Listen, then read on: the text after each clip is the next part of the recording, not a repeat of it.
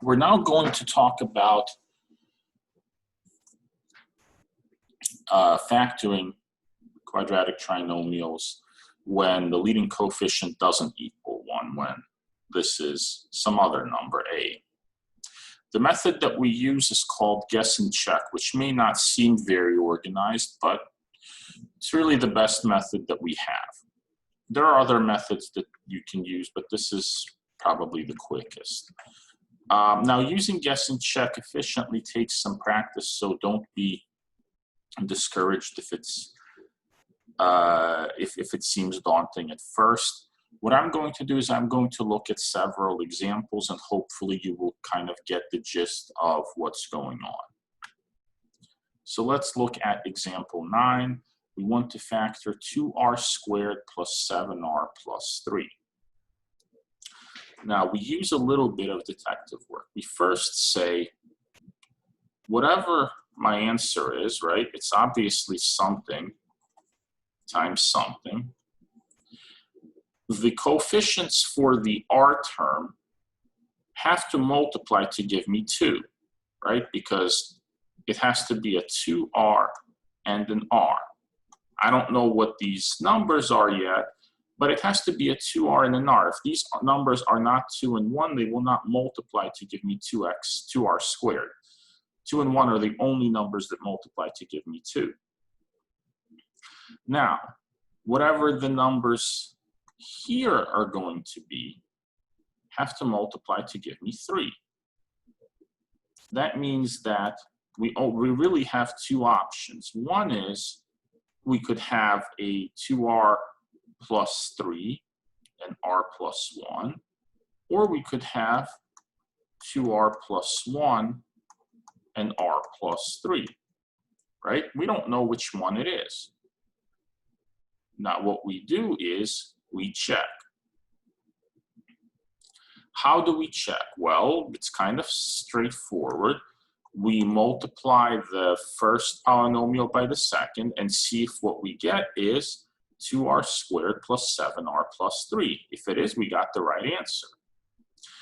Now, at this point, you may say, okay, this looks very annoying because multiplying one set of polynomials by another is time consuming, but if I have to do it twice, that seems kind of bad, and I can picture scenarios where there could be more options to guess and check it. This is kind of an easy problem. But it's actually not as bad as it seems, because you don't have to do the full multiplication. See, it doesn't matter which option you choose. You know, when you multiply your r's, you're going to have the 2r squared, because that's how you pick your coefficients for r's, the 2 and the 1. You know that they will start with the r squared. You don't have to check those. You also know that you're multiplying the constants 1 times 3 or 3 times 1. You're going to have a plus 3 on the end. You don't have to check that. You know those will match. The only thing that may not match is the middle term, the 7r. And the only way you can get an r term is by multiplying the inner terms, the number by the r, or the outer terms, the r by the number. That's really the only thing you have to check. And if we do it in the first one, we see we have 3r and 2r, so that adds up to 5r. If you want to pause the video, write out the multiplication the long way so you see what I'm talking about, you can, but hopefully you're following what I'm saying here. Same thing with the bottom. We do the inner product and the outer product. 1r is the inner product. 2 times 3 is 6 is the outer. 6 and 1 is 7. So looks like the second option is the correct one. It's the one that, I should have said 2, of course, squared. It's the one that has the correct middle term, and we know that the other terms, the inner and the outer, will match. So the correct answer is 2r plus 1 times r plus 3.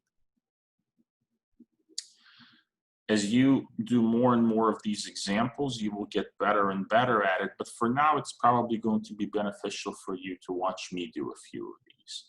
So example 10, 6t squared plus 11t plus 4. So this one is a bit of a complicated one, because when I look at my answer, for me to get a 6, it could be a 6 and 1, or it could be a 3 and a 2 that multiply to give me 6. So really my options for the answers could be 6t and 1t, or they could be 3t times 2t.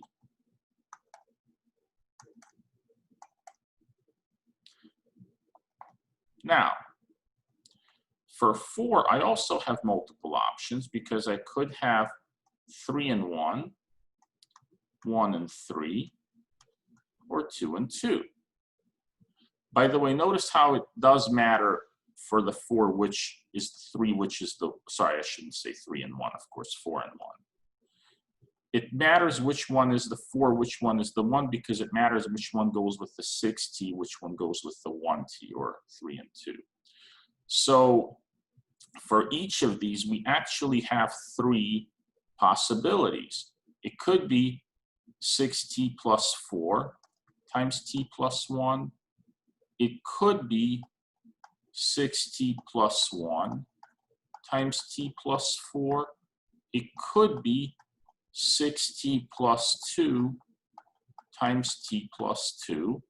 And similarly here, it could be 3t plus 4 times t plus 1, 3t plus 1 times t plus 4, or 3t plus 2 times t plus 2.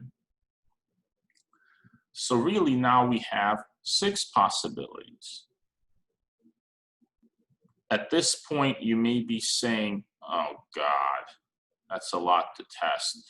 It's actually not that much to test. And I'll show you some shortcuts that will save you a little bit of time. Note that all of these problems that you're factoring, the GCF, if I was to try to look for one, is 1, right? There are no common factors other than 1, 6, 11, 4, right? Nothing in common.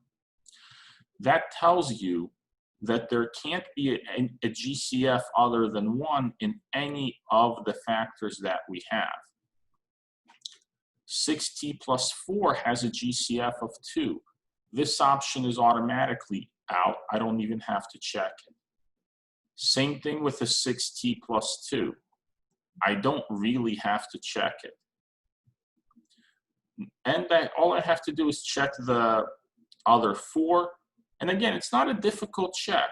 1 and 24 is 25. But we're looking for 11, right? No, remember, I'm only checking for the t. 3 and 8, ooh, that's 11, right?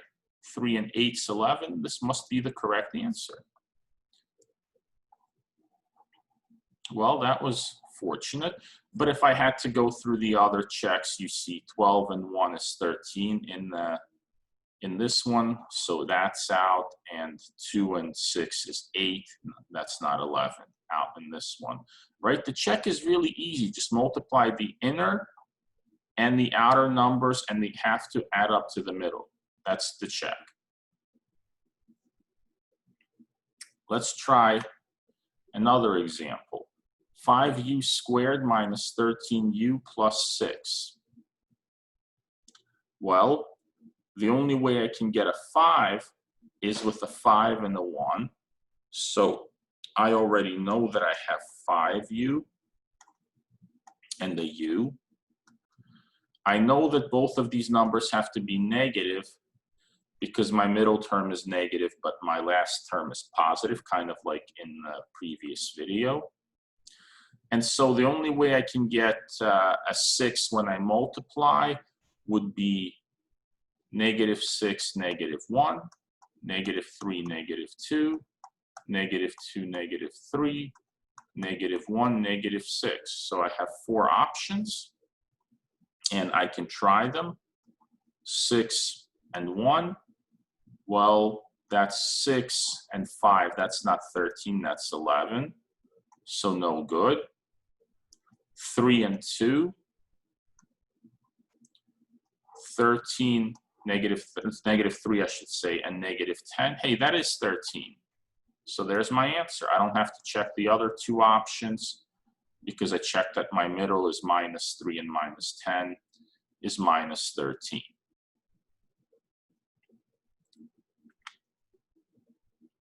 Next example, 2v squared minus 17v plus 21. Once again,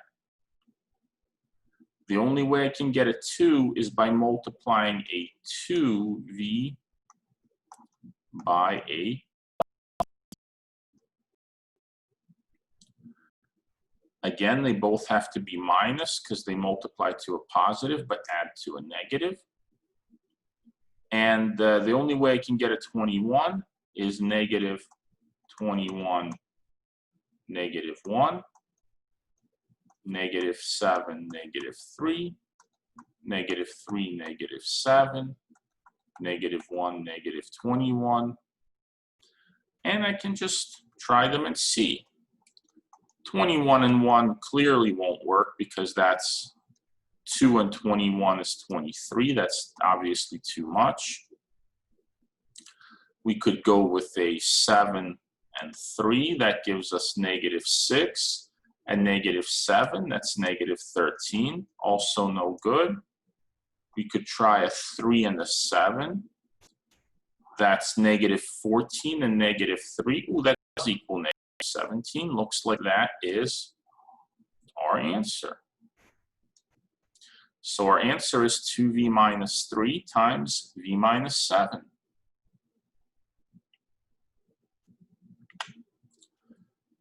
One more example. 9w squared plus 9w minus 4.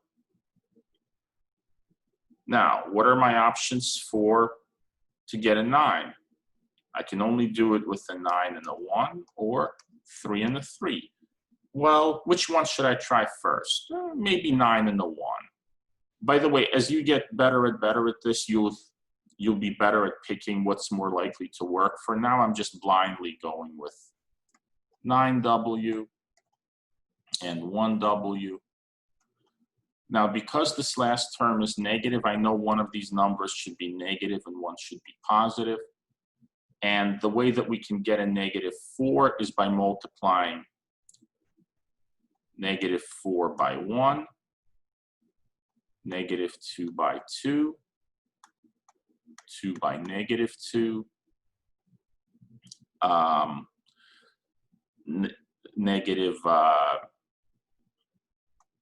-1 by +4, +1 by -4, and +4 by -1. We have 6 options. Now, what you could plug in 6 options just like I listed, and you'll get to the right answer. What I like to do in these situations is I do a little bit of a shortcut. So I can see that if I don't worry about the signs, it's really a 4 and 1, 1 and 4, or 2 and 2, right? Those are the 3 options. The signs may change, but so what I do is I just try one of them, 4 and 1, and I don't even fill in the signs. And this is a 9. This is a 4. Is there any way that I can add or subtract a 9 and a 4 to get a 9? No. So I don't even worry about the signs. I just say that combination is out. So I could go the other way. I could get a 1 here and the 4 here. When I multiply now, I get 1 and 36. There's no way, there's no way that I can add or subtract 1 and a 36 to get me a 9. So that option is out.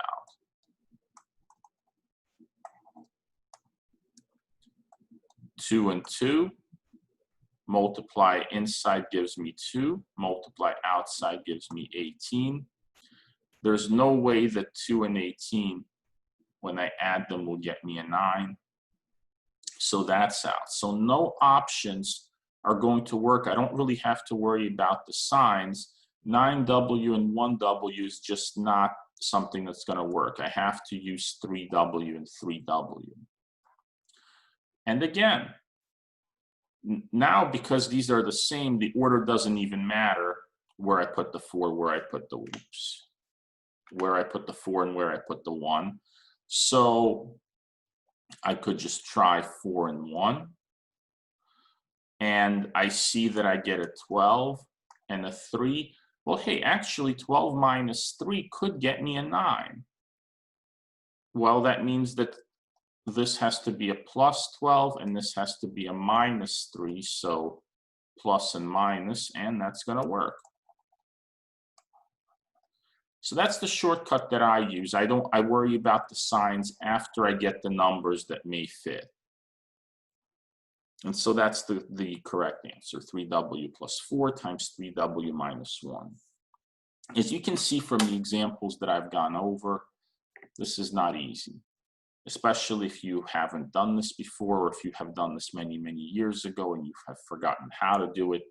This is a pretty challenging skill to master. So hopefully as you do your assignment with more and more practice, you will get better and better. I'm not expecting 100% mastery on this. I'm hoping that you will get the general idea. When you take Math 118, your next instructor is going to build on this, and you'll learn this again in a deeper way. So on that note, we are done, and you can start your assignment.